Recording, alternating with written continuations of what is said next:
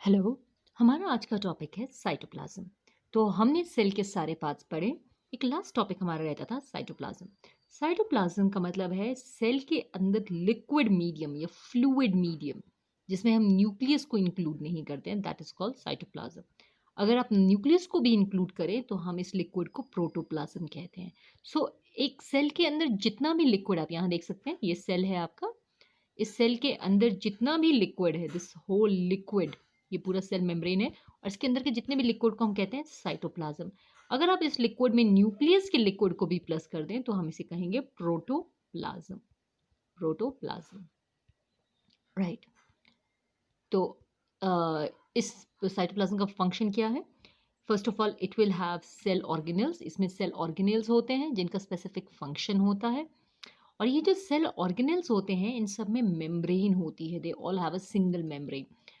Prokaryote यानी कि bacteria, they do not have any cell organelles. इनके पास ना माइटोकॉन्ड्रिया है, ना लाइसोसोम है, ना गोल्जी बॉडी है, ना ही न्यूक्लियस और क्लोरोप्लास्ट है। सो प्रोकैरियोट में कोई सेल ऑर्गेनल्स नहीं होते हैं। आप यहाँ देखेंगे तो ये देखिए, इफ यू कैन सी है, दिस इज अ प्रोकैरियोट। ये आपका प्रोकैरियोट या बैक्टीरिया है। आप देख सकते हैं इसके पास एक सेल वॉल है बाहर, एक प्लाज्मा मेम्ब्रेन है बाहर, उसके बाद अंदर सिर्फ एक डीएनए है। ये देखिए, दिस इज डीएनए, ये पूरा curly DNA, single circular DNA, जिसे न्यूक्लियोइड कहा जाता है। और अंदर एक लिक्विड है साइटोप्लाज्म। बाहर कुछ थ्रेड लाइक स्ट्रक्चर्स हैं जिन्हें पिल्लाए बोलते हैं। बाहर की कवरिंग को हम कैप्सूल बोल सकते हैं। एक लंबा थ्रेड लाइक स्ट्रक्चर जिसे फ्लैजेला कहते हैं। और कुछ डॉट्स हैं जो प्रोटीन बनाने में मदद करते हैं, जिन्हें हम राइबोसोम्स कहते हैं। But there is no mitochondria, there is no chloroplast, no lysosome, no Golgi body. So this is a bacteria cell, prokaryotic cell, which has none of these things. उसके अलावा हमारे पास एक और ऑर्गेनिज्म है जिसे हम कहते हैं वायरसेस। वायरसेस की खास बात क्या है? दे do not have any membrane और साइटोप्लाज्म और ऑर्गेनेल्स। तो वो लाइफ की कोई कैरेक्टरिस्टिक शो नहीं करते। दैट मीन्स वो सांस नहीं ले सकते, वो खाना नहीं खाते, वो ग्रो नहीं कर सकते, वो एक जगह से दूसरी जगह चल नहीं सकते हैं। जैसे लाइक अ कोरोना वायरस। कोरोना वायरस भी, कोरोना वायरस भी एक जगह से दूसरी जगह जा नहीं सकता। जब आप छींकेंगे तो आपकी छींक के साथ ट्रैवल करेगा या आपके हाथों में चला जाए। जब आप छींक लेते हैं या आपके हाथों में आ सकता है, but it can not travel from one place to another place. So if you talk about viruses, ये देखिए, दीज आर वायरसेस। वायरसेस के पास एक प्रोटीन का कोट होता है जिसे कैप्सिड कहते हैं, और अंदर एक डीएनए का मॉलिक्यूल है, बस that is it. Nucleic acid, या तो डीएनए है या आरएनए है, that is all a virus has. Corona virus look something like this. इसके बाहर एक प्रोटीन का एनवेलप है जिसमें कुछ कांटे लगे हैं, स्पाइक्स। अंदर एक और प्रोटीन का कवर है, कैप्सिड, और अंदर एक आरएनए मॉलिक्यूल है, आरएनए या DNA molecule, that is all it has. It has no cytoplasm, no mitochondria, no chloroplast. इसलिए हम वायरसेस को लिविंग और नॉन लिविंग के बीच की बाउंड्री रखते हैं।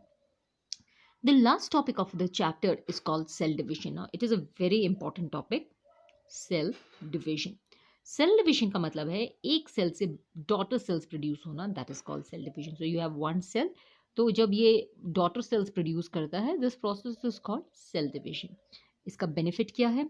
सबसे पहले तो रिप्रोडक्शन में मदद करता है, it helps to reproduce. Second, अगर आप लंबे हो रहे हैं, आपको नए सेल्स की ज़रूरत है, तो ये ग्रो करने में मदद करेगा। थर्ड, अगर कभी आपको चोट लग जाए, आपकी स्किन कट जाए, तो नई स्किन बनाने में ये मदद करेगा। It will replace dead cells और injured cells. Now cell division हमारी दो तरह की होती है। We have two kind of cell divisions. One is called mitosis, the other one is called meiosis. तो before we start talking about the difference between mitosis and meiosis, let's look at what is mitosis and meiosis. So दो तरह की cell division है, meiosis and mitosis. ये दोनों ही हमारी body में होती है। आप देख सकते हैं in mitosis, this is a parent cell. ये पेरेंट सेल है। इसको देखने से पहले एक हल्का सा नज़र यहाँ डालिए। हमारे न्यूक्लियस के अंदर, this is our cell and this is the nucleus inside the cell. कुछ थ्रेड लाइक स्ट्रक्चर्स होते हैं जिन्हें हम कहते हैं chromatin. Chromatin, right. Chromatin is made up of DNA, ये डीएनए से बनता है। और ये क्रोमेटिन बाद में ड्यूरिंग सेल डिवीजन इस तरह का स्ट्रक्चर फॉर्म करते हैं, रॉड लाइक स्ट्रक्चर, जिसे हम कहते हैं क्रोमोजोम। ये फोल्ड होकर क्रोमोजोम बनाते हैं। तो these chromosome help in cell division. आप यहाँ डायग्राम में देख सकते हैं, there are lot of chromosomes present here. तो चलिए अब आगे बढ़ते हैं। ये देखिए you can see a cell here. ये देखिए this is a cell, it is about to divide. तो जब ये डिवाइड कर रहा है आप देख सकते हैं एक सेल के अंदर कितने क्रोमोसोम है, 1 2 3 4, 4 क्रोमोसोम यहाँ और 4 क्रोमोसोम यहाँ। तो पेरेंट सेल में 4 क्रोमोसोम है। अगर हम नीचे जाएं तो डॉटर सेल में भी 1 2 3 4, there will be 4 chromosome in this cell and 1 2 3 4, 4 chromosome in this cell. So this kind of division is called an equational division. इसको हम इक्वेशनल डिवीजन कहते हैं, यानी कि इक्वेशनल डिवीजन। इसका मतलब है कि आपके पेरेंट सेल में जितने क्रोमोसोम हैं आपके डॉटर सेल में भी उतने ही क्रोमोसोम हैं, equal number of chromosome in parent and daughter cell. That is why it is called equational division. अगर हम मियोसिस की बात करें तो आप देख सकते हैं इसके पास भी 4 क्रोमोसोम थे, राइट, 1 2 3 4। लेकिन ये देखिए इसी तरह से 1 2 3 4 क्रोमोसोम थे, लेकिन इसमें क्या हुआ, इन 4 क्रोमोसोम में से 2 क्रोमोसोम एक सेल में आ गए और 2 क्रोमोसोम दूसरे सेल में आ गए। और जब ये नीचे इससे 2 सेल्स बने, ये देखिए इक्वेशनल डिवीजन, उसके बाद ये बीच से भी डिवाइड हो गया। और ऊपर वाला ये देखिए आप अगर आप इसे देखें, यहाँ से इसने जब 2 सेल्स बनाए तो इसके 2 ब्लू सेपरेट हो गए। एक ब्लू ऊपर वाला हिस्सा यहाँ आ गया और दूसरा ब्लू यहाँ आ गया, राइट? और सिमिलरली जो नीचे वाले पिंक के 2 थे, एक पिंक यहाँ आ गया, एक पिंक यहाँ आ गया। तो अगर पेरेंट सेल के पास 4 क्रोमोसोम हैं तो डॉटर सेल के पास आपके पास 2 क्रोमोसोम हो जाते हैं, 2 क्रोमोसोम। तो this is called a reductional division, यानी कि the number of chromosome reduces in daughter cell, आधा हो जाता है। This is called reductional division. ये तो पहला डिफरेंस है कि mitosis is equational and meiosis is reductional. This is the first difference. Second, mitosis में सिर्फ 2 ही डॉटर सेल्स बनते हैं, आप देख सकते हैं, cell number 1 and cell number 2। In meiosis 4 cell will be form, 1 2 3 and 4, 4 daughter cells are form. अगर हम आगे देखें, दिस इज ये देखिए this is the cell division. इससे पहले आपको थोड़ा सा पता होना चाहिए, ये देखिए ये हमारा सेल है, ह्यूमन सेल। तो इसमें हम देख सकते हैं कि there are 2 type of chromosome, एक थोड़ा लंबा है, एक थोड़ा छोटा है। इनको हम बोलते हैं होमोलोगस क्रोमोसोम, क्योंकि ये इनमें से एक क्रोमोसोम फादर से आता है और दूसरा क्रोमोसोम मदर से आता है। हमारे 2 पेरेंट्स हैं तो both of our parents give us 1 chromosome each, that is why we have 2 sets of chromosome. इसीलिए हमें डिप्लॉयड कहा जाता है। डिप्लॉयड का मतलब है we have 2 copies of each chromosome, एक पापा से और एक मम्मी से। This is called homologous set of chromosome. और इसीलिए हम लोग डिप्लॉयड हैं। आप यहाँ देख सकते हैं कि हर क्रोमोसोम हमारे पेयर में प्रेजेंट है, all chromosomes are pair present in pair, this is called diploid. तो जब डीएनए रेप्लिकेशन होती है तो हर क्रोमोसोम 2 डीएनए मॉलिक्यूल बनाता है, तो इस तरह के इसमें 2 आर्म्स आ जाती हैं हर क्रोमोसोम में। तो ये देखिए 4 क्रोमोसोम थे यहाँ पर और यहाँ पे 4 क्रोमोसोम्स ही हैं, बट हर क्रोमोसोम में आर्म आ गई हैं, आप देख सकते हैं इस तरह से आर्म आ गया है। तो इसके बाद क्या होगा, दिस इज डीएनए रेप्लिकेशन। इसके बाद in mitosis what will happen, in mitosis only 2 daughter cells will be produced and each daughter cell will have equal number of chromosome, ऊपर भी 4 थे नीचे भी 4 है, अब देख सकते हैं।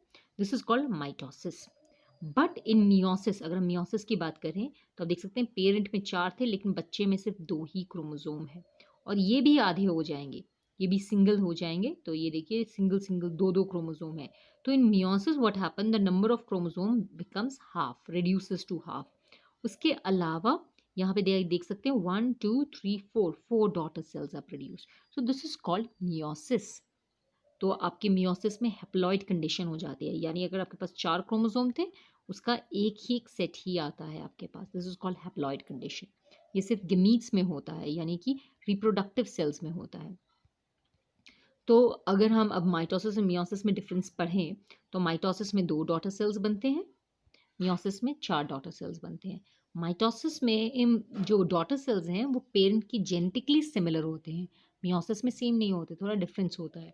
माइटोसिस ग्रोथ में, रिपेयर में, रिप्रोडक्शन में हेल्प करता है, जबकि मियोसिस सिर्फ सेक्सुअल रिप्रोडक्शन में मदद करता है। माइटोसिस में वेरिएशन नहीं होगी तो वो एवोल्यूशन में हेल्प नहीं करेगा, मियोसिस में वेरिएशन होगी और वो एवोल्यूशन में हेल्प करेगा। Mitosis is equational division, meiosis is reductional division.